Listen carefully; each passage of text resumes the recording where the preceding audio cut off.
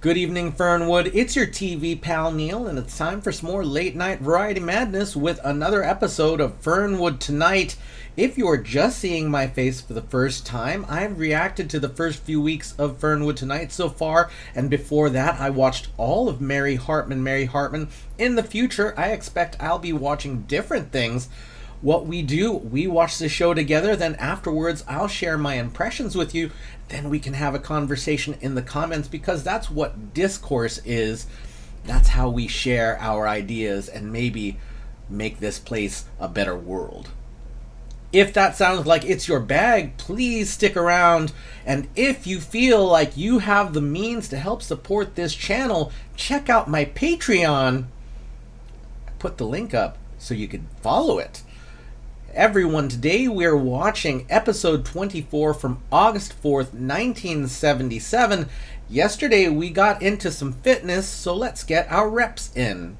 Barth Gimble let it sneak that he is hosting the Barth Gimble Pro-Am Golf Classic. Then he introduced the fitness twins, Mike Timmons and Mary Lou Bridgewater, who demonstrated a variety of exercises. Mayor Merle Jeter came on the show to introduce Girl Scout Wendy and to serve her an award for selling more cookies than the rest of her troop combined.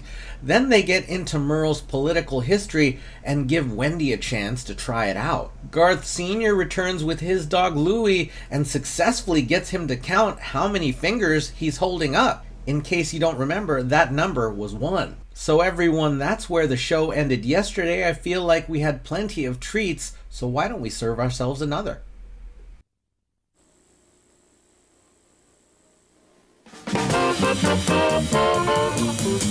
Tonight from Fernwood, Fernwood Tonight, 30 minutes of very remarkable entertainment coming to you live with your host for tonight, Mr. Barth Gimble. Tonight, Barth's guest will be Gilbert Ulysses Nelson, who wants all Americans to be loaded. Mr. and Mrs. Willis Craig to explain why they scream when they kiss. And happy kind in the mirth makers and me, I'm Jerry Hubbard. And now, your host and mine, Mr. Barth Gimble.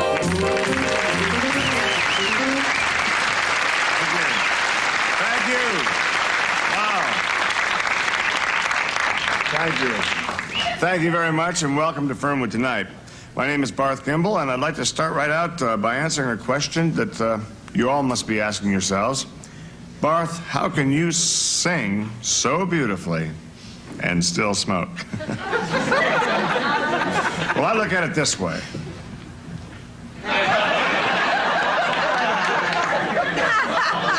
Just a little humor to start the show. Seriously, I look at it this way. Anyone can quit.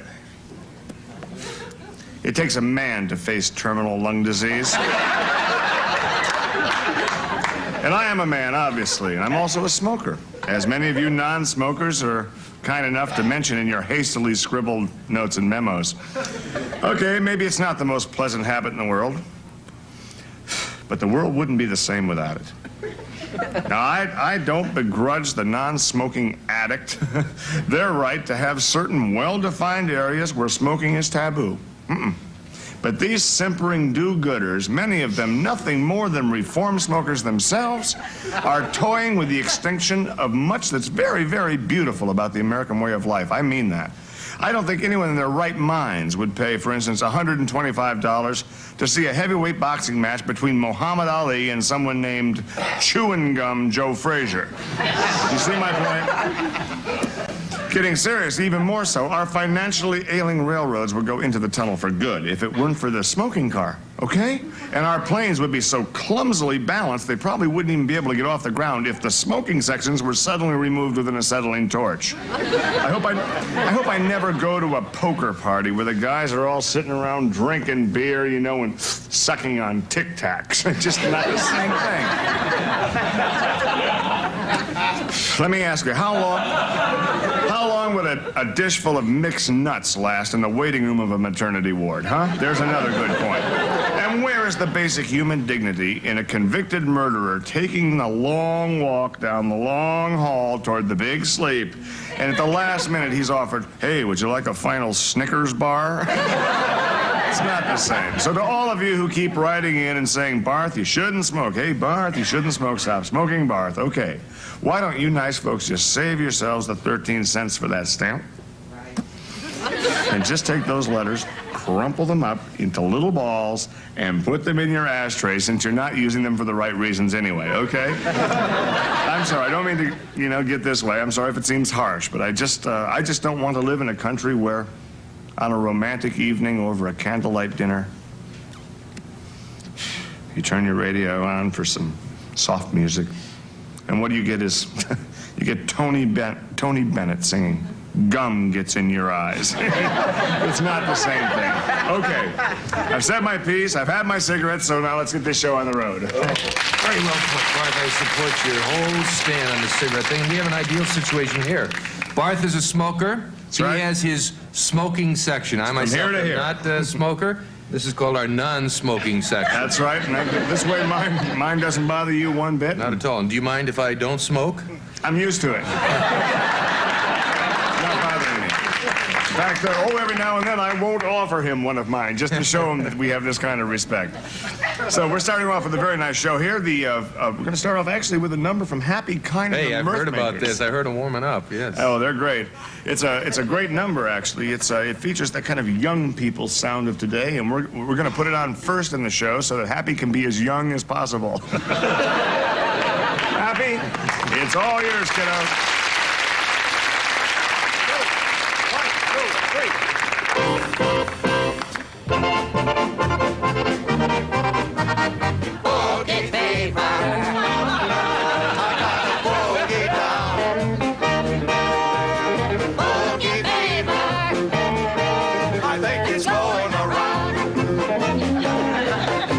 I took my baby to the drive-in show. She turned the speaker down kinda low. Then she turned on the radio. I watched the silent movie taking boogie down. She's got the boogie fever. Got the boogie down. Boogie fever. I think it's going around. I took my baby to the pizza parlor to get a bite to eat last night. I put some money in the jukebox for her. Now she ate her pizza, then she took a peek of the boogie fever. Got a boogie down. Boogie fever. I think it's going around. All night long. She did the bump, bump, bump. Yes, she did. Yes, she did. Yes, she did. All night long. She did the bump, bump, bump. Yes, she did. Yes, she did. Yes, she did. Got to win. Boogie fever. Boogie fever. Going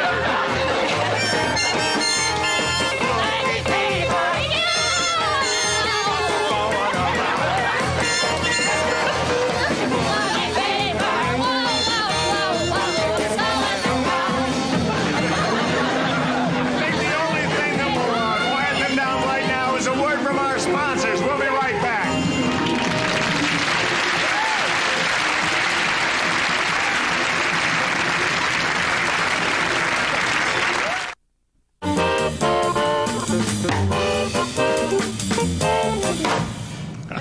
Happy Kind in the orchestra. Let's have a nice hand for the Mirth Makers.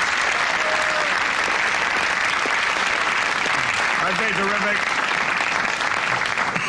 I heard, as I said earlier, I walked by and I heard them tuning up. It turns out that was the song they were doing. I didn't know it had lyrics. I think it's a tribute. The group can sound that good with a tuning up or actually playing it full speed. I think about the nicest thing you can say about this band here, Jerry, is that they're one of a kind. I think we can all thank God for that. Okay. Incidentally, we're not losing our grip. This gentleman's here for a reason. I think we are all aware that crime has been on the upswing in the United States for the past decade and is still mounting. Our next guest is a man who wants to do something about that. Please welcome Gilbert Ulysses Nelson, president of the Fernwood Gun Association.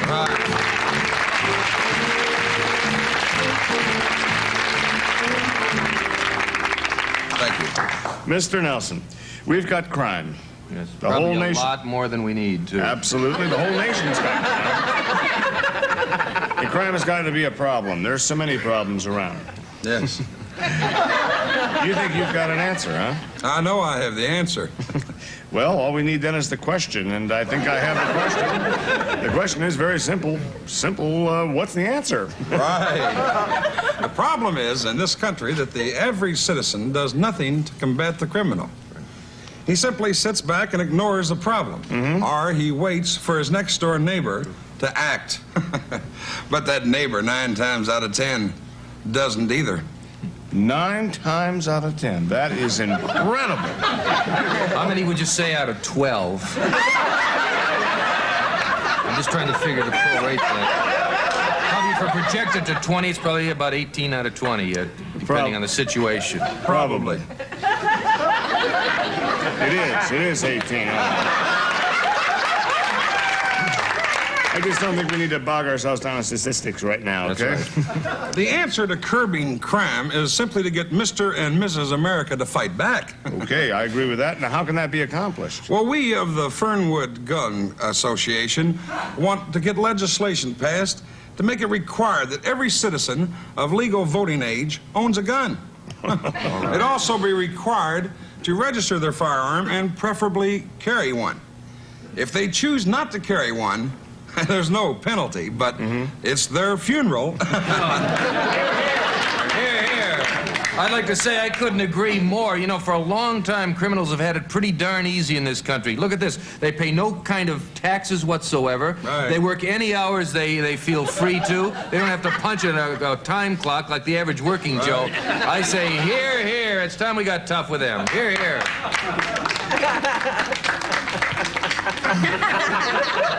Okay, so we arm all of those of voting age. There's your thought.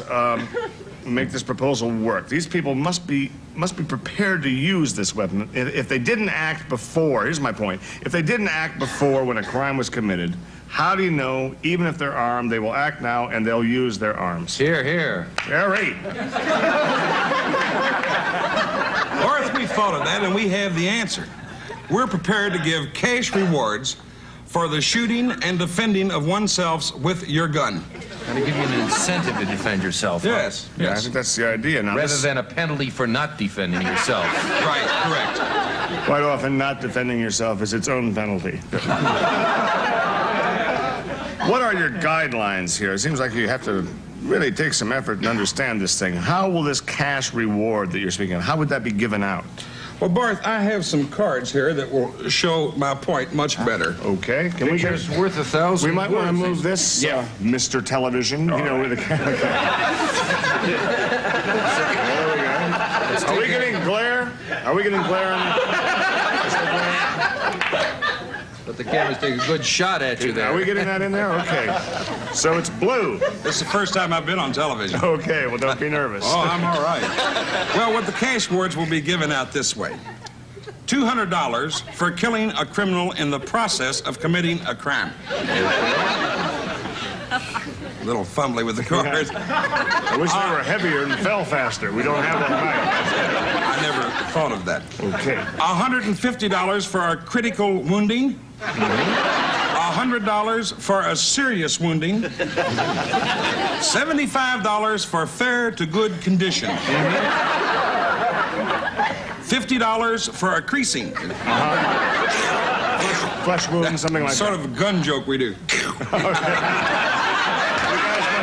Down at those smokers. There's humor in guns. And of course, $12.50 for a good pistol whipping. That's wonderful. Now, as I see it here, you know, unless you really got lucky, you couldn't really support yourself on this. You'd have to have a regular job, a daytime job. Yes, Jerry, you would have to have a regular job. And I'm always interested in the term good condition after someone's been shot 3 or 4 times. The reports say they're in good condition. You know, I work out every day of my life, and I don't really consider myself in good condition. Here's some criminal with 4 shots in him, and he's considered in good condition. Makes you wonder if you're living the right kind of life. I I thank you for dropping by. I'm sure someone might be interested in your idea. The average American now can take care of crime in the streets and put a little cash in his pocket. Right. Sounds pretty good. Good idea. We'll be right back after these important words. Don't go away.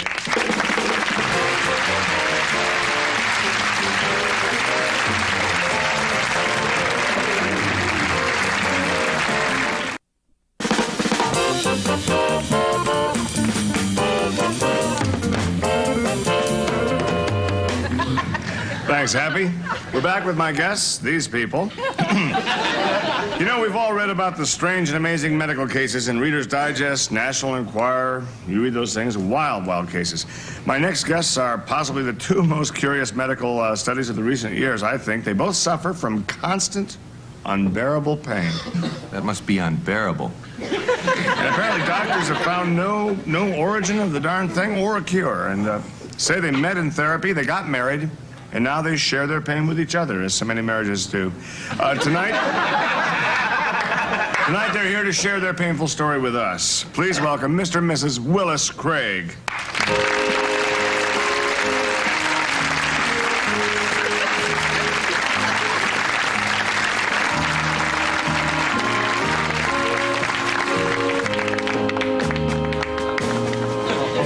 Oh, I'm sorry.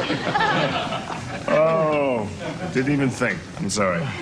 Right. Well, you're here, and I must say you are a very, very courageous couple. Well, thank you, Barth. We know, of course, that many, many other people have had to overcome medical obstacles. Sure. To lead a fruitful and productive life. And we decided that we could not let a thing like pain spoil the richness of our lives. When did you first start having what you're calling pain? Oh, when we were teenagers, Barth. We never had any serious illness or accidents, but nothing really. It just started to hurt all over. It's lucky it started when you were young, so you had a chance to get used to it. Yes. This will come on, and people will really be thrown for a loop. It was terrible. I know I've got this rose fever that I get every Really? I think they'll probably have something a little more severe. You know, it started for me right about here. Ooh. And then it just sort of moved down my entire body over the next few days.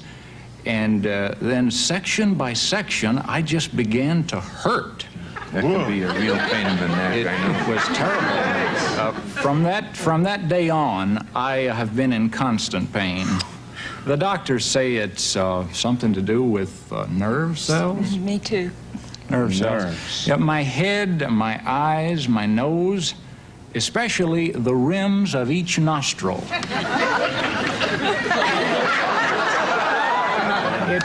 It seems that the rims of things hurt the most. And they look normal. That's amazing. I had pain between each of my fingers, plus the fingers themselves. But it's so painful that I don't even notice it anymore. I just am in pain and hurt inside and out all the time. As for myself, I can't tell you how sorry I am I just crossed my legs. Didn't even think of that. The pressure of one leg on the other is, well, how can I put it? It's just, Excruciating? that's the word. Okay. Darling, you think you could help me unfold my leg here? There you go. Boy, it hurts to watch you, and yet in a way, it's wonderful to see the way you care for each other. It's just incredible, isn't That's right. It makes you appreciate that you don't hurt or relatively don't hurt. Does it hurt you when you just go out walking in the street? Oh, yes. Does it hurt you if you go out walking to a grocery store? Yes, that hurts, What if you go too. out to get a newspaper? That hurts. What if you go to a restaurant to eat? That's the worst. Really? What if you go out just walking around aimlessly with no place to go? Can you possibly describe the type of pain? There are all sorts of different kinds of pain. There's the pain, for instance, the pain of being canceled. There's the pain of nuclear attack that very few of us have suffered, thank gosh, you know. But exactly what is your pain like? Well, I could give you some idea, I suppose. If you could imagine a scoop of hard frozen pistachio ice cream being pressed into an open tooth cavity. That's the way I feel 24 hours a day. Or sandpapering the inside of your eyelids. I've been there. Yeah. I mean, it's easy to kind of smile about it, and you have a... Well, boy. Pulling the hair out of your head piece by piece. Yeah, that, of course, would be one. Yeah. That's another one. I bet you sit around and just think up all kind of... Having your mouth laced shut. That gets smart. Yes. Excuse me, Willis, have the doctors been able to do anything for you at all? Oh, they have taken hundreds of tests, Bart. Oh, Good. sure. But And hundreds of dollars, too, I'll imagine. I'll declare, I tell you, I have had electric shock. I have been prodded with needles. I've had, what is that Chinese thing? Acupuncture. Acupuncture. I've had all that. Well, that stuff's supposed to work wonders. Did they help at all? No, that stuff really hurts. Listen, I have to ask you the question I think everyone's asking themselves about you. Do you have any kids? Yes. 2 boys. They're adopted. Oh, all right. That answers the second question, I think. Because I guess childbirth would be sort of out of the question for you, Mrs. Gray. Kissing is out of the question. Not to mention... Yeah, we don't mention that. The little lady here gets sore lips from kissing. Oh, boy. You two have just been an inspiration, I think, and I hope the inspiration has caught on to other people. I think you're right on that, Barth, and these people are so brave. I think it wouldn't hurt to bring a little cheer, a little happiness into their life. And you know how we could do it? Happy to have that song. Why don't we play a song? We can sing along. The audience can help us out. You two help us, too. At times you have to love it, I swear.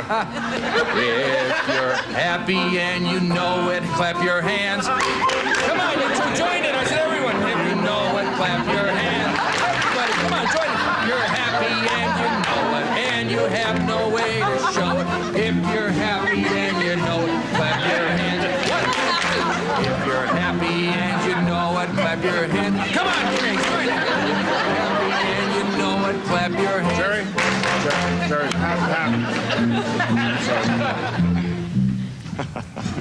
What'd you do, drink the whole beer?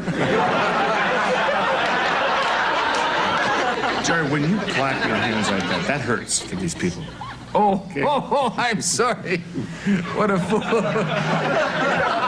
about deep in the heart of Texas? No, Jerry.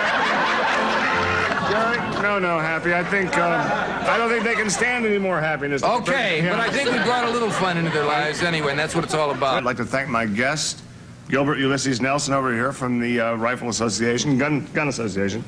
Lots of luck with your shooting, and I hope you become a very wealthy man as long as we continue to have crime. You two people, as they say, you only hurt the one you love, or you always hurt the one you love, and I'm sure you know what I'm talking about. Happy, you've been wonderful. I think you put new meaning in the word adequate tonight, and I want to thank you for that.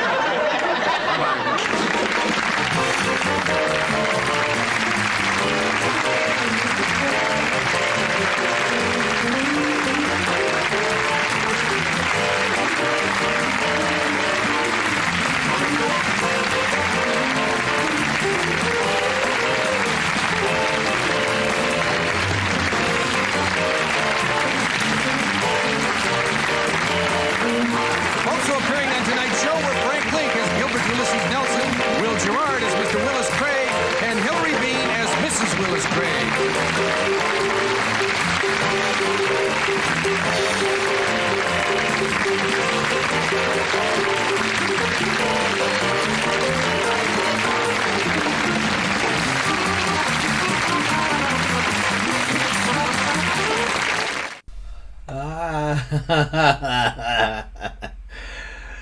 We start this episode with Barth Gimbel going on about how he is going to remain a smoker.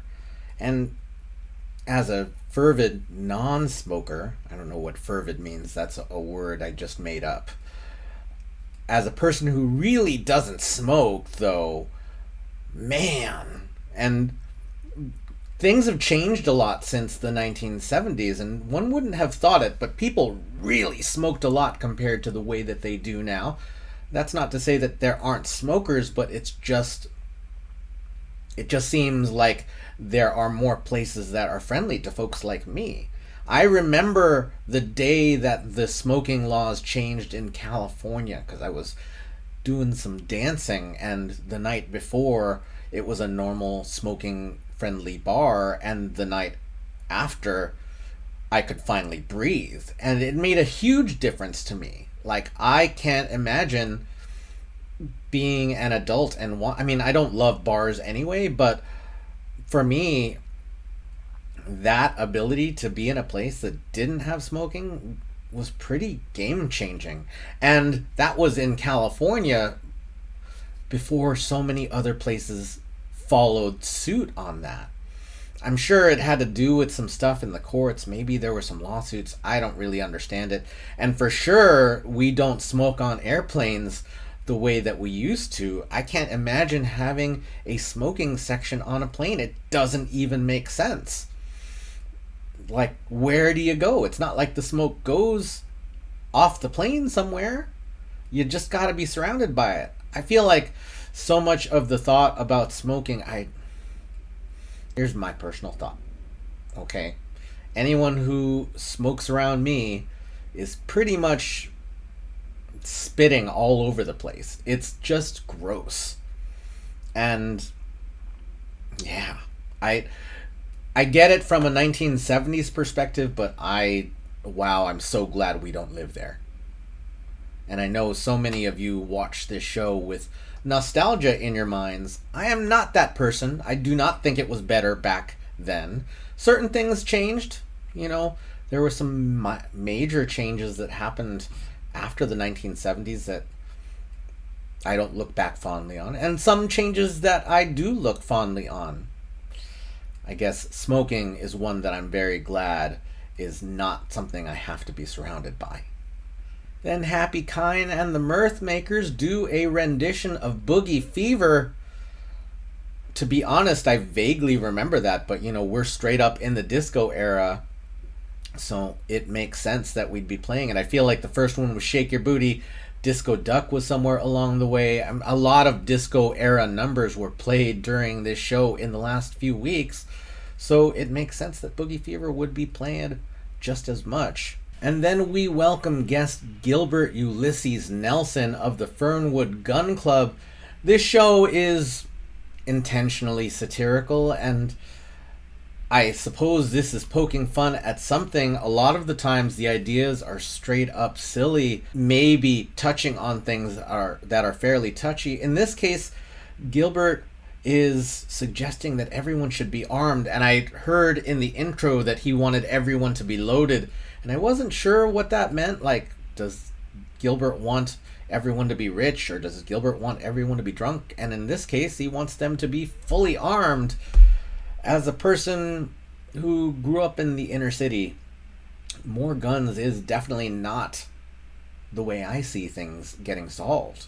In fact, things get pretty bad. I'm not really going to argue with you. Don't care what you think. That's how I feel.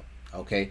So, Gilbert, he's got a program. Apparently, the more criminals you kill, the more money you get back, which is a bit of a yikesy suggestion. There's a lot of yikes in this show. We're back to yikes. I can't help but think of Bernie Getz, who was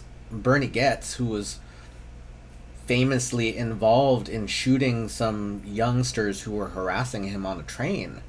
And I don't really know how this gets better. And certainly in the decades since this, the gun situation is completely out of control, if you ask me.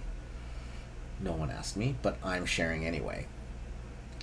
In this case, perhaps the piece is criticizing the NRA and other lobbying groups. I recently watched a video from the Illuminati about the NRA, and that kind of shares the history of where they are and how they got into the political stream. I think if guns are going to exist, obviously people should be trained in safety. Like, I'm fairly extreme in not wanting any guns anywhere, but maybe that just makes me European. If there are going to be guns, people should be trained in safety, but also, like, who has access to these things? It's crazy how much access everyone has because some people seem to misinterpret the Second Amendment. It is presented here as a kind of funny, mostly I grimace through watching that because that's kind of where things have gone. Not that people are actually earning money for killing criminals. I guess the question would be, how do you judge who a criminal is? And, wouldn't shooting someone make you a criminal? That's kind of how I feel about it.